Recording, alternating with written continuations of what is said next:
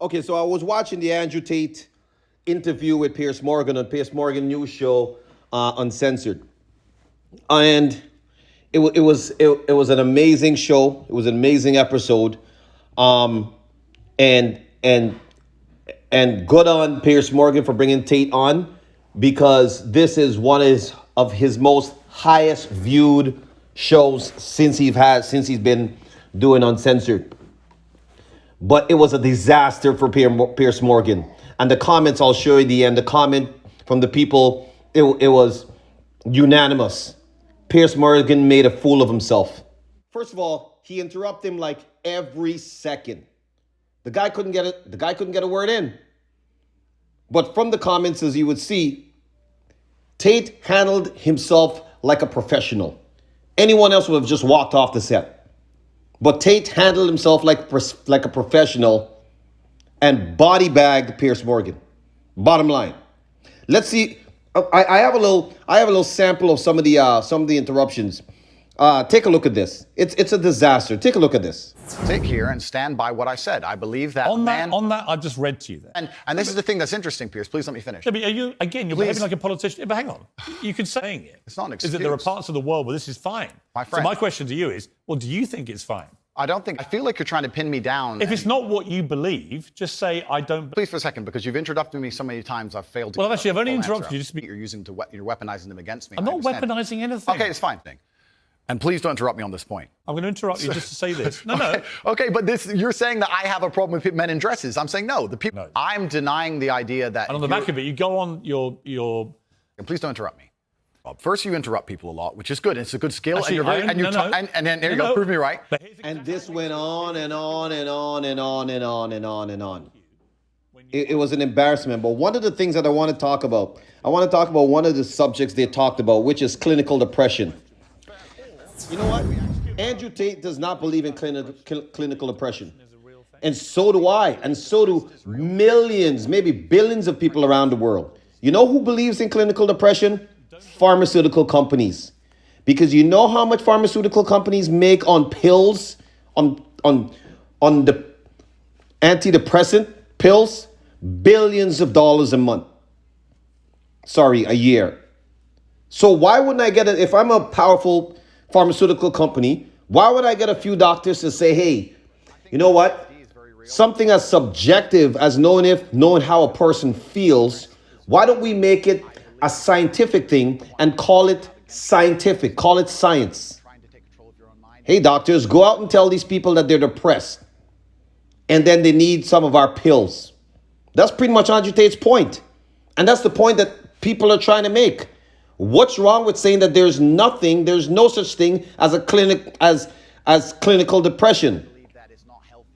So Andrew Tate's point is, yeah, you think you're depressed and you want to and you want to take pills and all that kind of stuff. Your doctor says you're diagnosed with clinical depression. You want to take pills? How about this? I'll tell you to do this.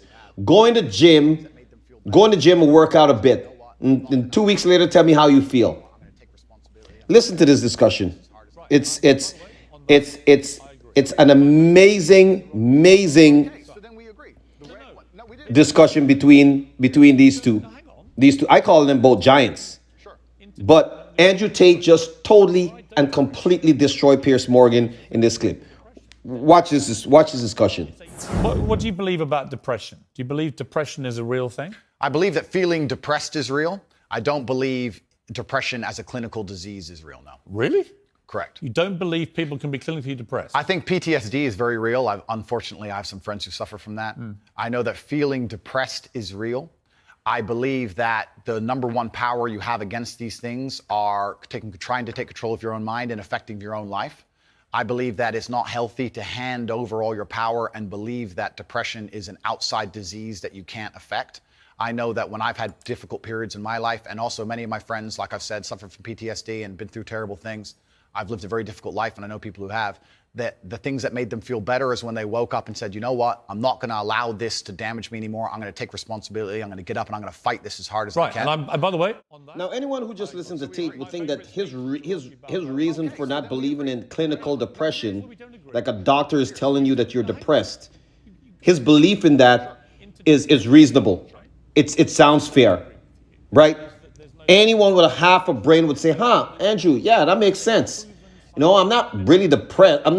It's not something that a God said that, yes, you are depressed. So, no, it's a few doctors that's coming into an office with a jacket and telling you that you're depressed. He's saying, no, that's not. But listen to Piers Morgan asinine comeback. It's this guy's really silly. Now, hang on. Where I don't agree with you is that there's no such thing as clinical depression. There absolutely is. Well, it's a proven scientific medical reality. Hang on. Yeah, what Piers don't understand, it's proven by the pharmaceutical company to tell people that they're depressed. That's what this guy's not understanding. Clinical depression, someone being diagnosed with clinical depression, it's a subjective observation. It's not like someone going to the doctor and the doctor tells you, I can see a tumor, or I can see that your feet, you have a sprained ankle. You can actually see that. It's there, it's matter. When someone is telling someone they have clinical depression, that's a subjective view. Now, they might want to say, oh, well, the doctor's been in school for years and years. Okay, a person can go to school for a century. For 1,000 years, it will still be a subjective view. Let's continue to listen, Piers. I don't know what to say. This. You have to watch this video, this episode in full. It's asinine. That if you actually bracket everybody who's not clinically depressed and doesn't have the genuine medical condition, then actually, if millions of people are deemed to have depression, the ones who really need the help don't get it. Well, that's my point. Well, that I would agree with. You're right. I think it's certainly an overused term. But you don't accept there is such a thing as clinical depression. No, I don't. And that to me is a damaging view. Okay. Well, let me explain why. If someone comes to me and says I'm clinically depressed or I feel very, very sad, I would say the first thing you need to do is stop accepting the identity of a clinically depressed person. Stop accepting you have no control over this. And what you need to do is stop identifying that way, and let's work together to try and fight against it. There isn't an eminent... What's wrong with that? Stop making it a mental problem, he's saying, and go do something about it. Hey, bub, the world's difficult. Things are going to happen. You're going to feel sad at some point. It's not always happy. That's all he's saying. Let's listen to Pierce's comeback. An eminent doctor in the world who would tell you there is no such thing as clinical depression. Who would not tell you that some people... Anyhow, I can't listen to Pierce's comeback. It's very childish and silly. Like Andrew Tate made a clear point. Don't accept it. Go out and do something about it. And he went back and talked about clinical. He's defending the idea that people can be clinically diagnosed as depressed. Andrew Tate is saying no. It's foolish.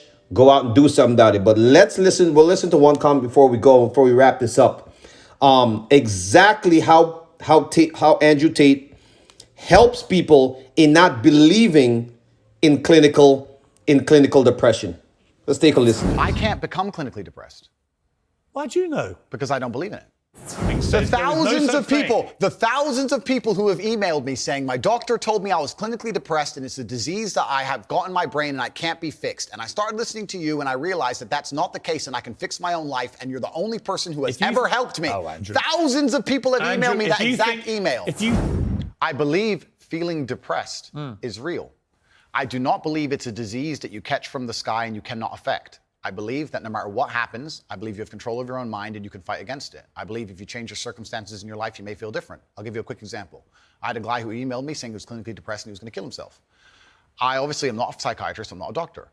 I told him, because I replied to my emails. I said, have you been to a psychiatrist? He said, yes, I'm clinically depressed. I've been on these pills, this amount of time. I'm on antidepressants, it doesn't work. I said, I don't know what to say to you besides this.